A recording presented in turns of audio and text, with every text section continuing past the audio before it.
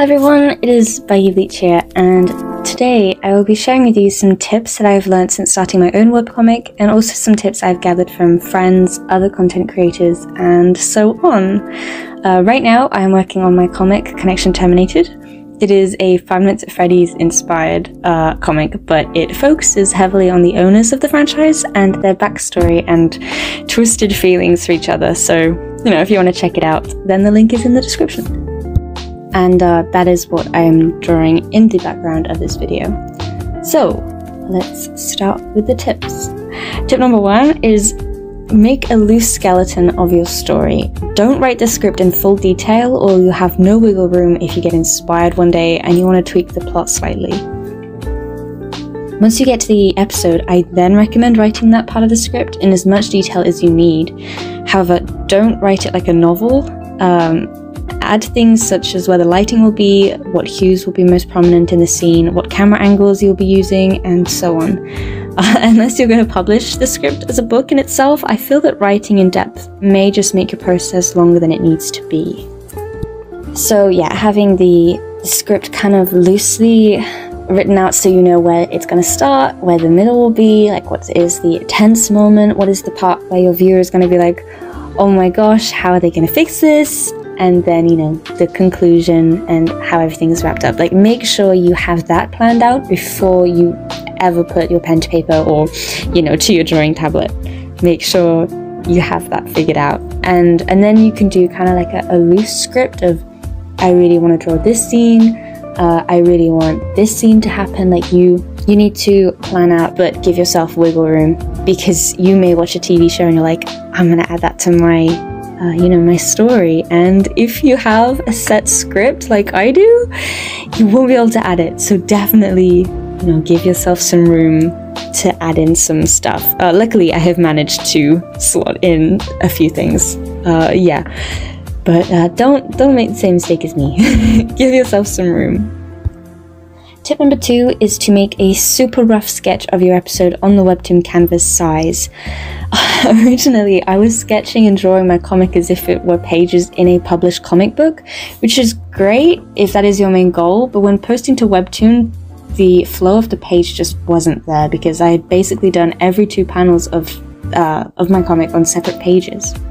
So it was just very disjointed and stiff. There was no flow and it wasn't fluid at all. So yeah, personally, I make my canvas 690 pixels in width and 50,000 pixels in height for the sketch. So, you know, when it's set up in Webtoon, I can kind of see how it will appear to my viewers.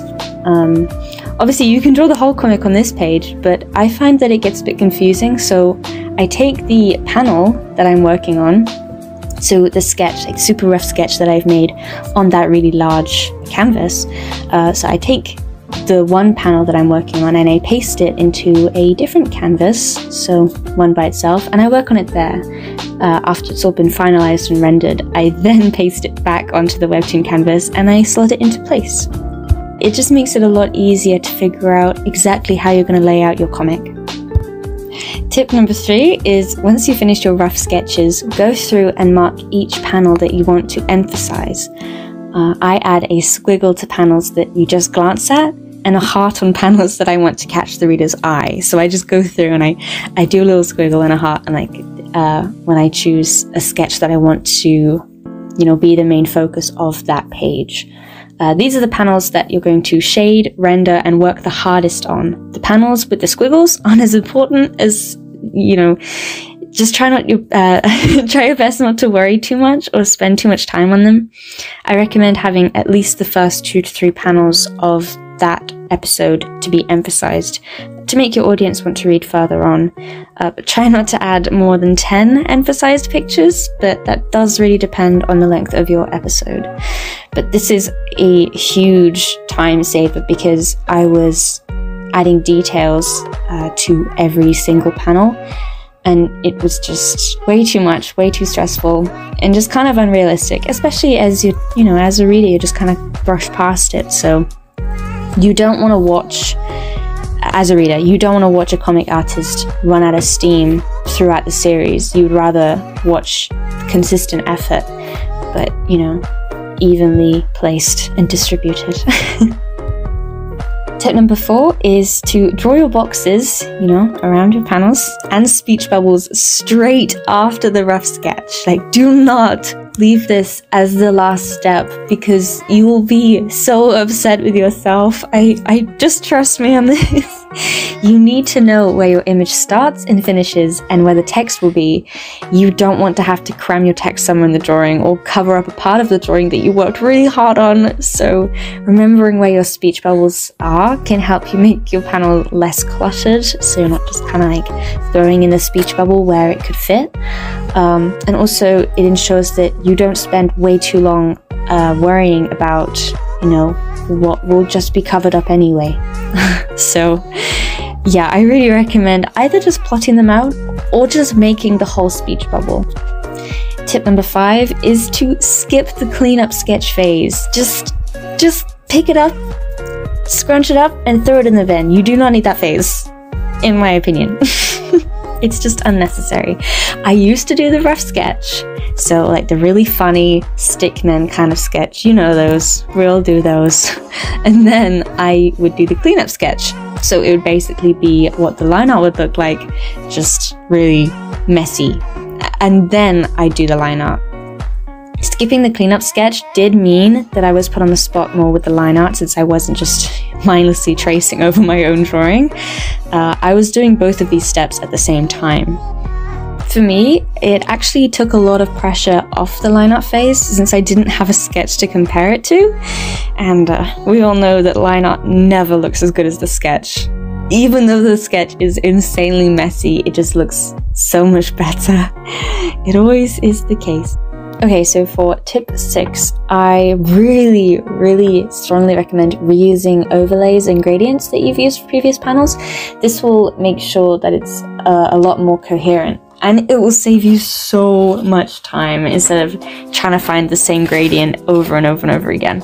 And if the light source changes or the shadows change, you can just rotate and transform the gradient to customize it to that specific panel. But even better, you can save custom gradients onto Clip Studio Paint, but I'm still pretty new, so I'll have to figure that one out. On to tip number 7. Don't be afraid to use 3D models, especially for backgrounds. Oh my goodness, when I figured this out, my gosh, my panels just would breeze by. You can find some amazing models in the Clip Studio Paint assets. You can also customize your own backgrounds in SketchUp, however you do have to pay for the premium features. But SketchUp is very good in the web version anyway, but yeah, I just prefer to use the Clip Studio Paint assets. These may take a few hours to set up, especially if you're using SketchUp. It's kind of confusing, but if you just follow a video, you get the hang of it. Yeah. But in the long run, you will save so much time. They are so helpful. Using 3D models for characters is slightly different, as I found it actually limited the poses and made them way too stiff. Unless you specialize in 3D models, I really recommend sketching the pose, then simply posing the 3D model to reference it for perspective and rough shadows. So don't just trace over the model, which I think is fine to do, but it does actually limit you quite a lot. And finally, for tip number 8, pick a date.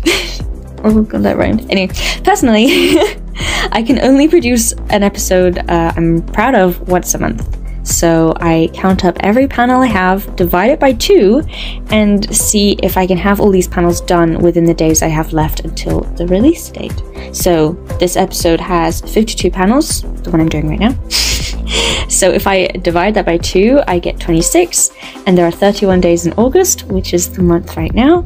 So if I do 2 panels a day, I'll still have 5 days to work on commissions, personal art, adoptables maybe, or I can just, you know, relax. But that doesn't happen to me because my version of relaxing is drawing my OCs. But doing this helps you not stress yourself out in any way. You don't kind of get overwhelmed because you know exactly what you have to do. and you will always have your episodes complete by your deadline. If you are still struggling to release them on the date, you should make a buffer. I mean, you could do that at the beginning, but I know so many comic artists who just, they skip out on the buffer part, which to me is mind-boggling. I need a buffer, but I can also completely understand why they skip that out. But if you have a buffer, that's really good. And also, if you are unable to finish your episodes by that date, I really recommend changing the date to maybe like every 2 months, or you know, whenever you can, because having a consistent date is so much better than just being late all the time or posting just whenever you can. Apparently, because I don't know. These are all the tips I have currently, as this is my first comic and I only started posting to Webtoon 4 months ago, so I'm still very new. Currently I'm working on episode 6 and I've already met many obstacles, so I just wanted to share with you how I've made my Webtoon experience easier. Webtoon is an amazing place to post your comics, so if you're watching this video considering it, it's a good platform to begin your journey, and I'd say go for it. Like, it's really, really good. Thank you so much for watching this video to the end. It really means the world to me. I'd also like to thank my patrons who are helping me make my dream as a full-time digital artist one day come true, because, you know, right now I can't financially support myself. So yeah, my patrons are helping me out. Huge special thanks to Kayleigh Granato, ThatHotdog, Audrey, and Pastel Zap. I'm really sorry if I butchered any of those names. Just let me know. Thank you so much for watching.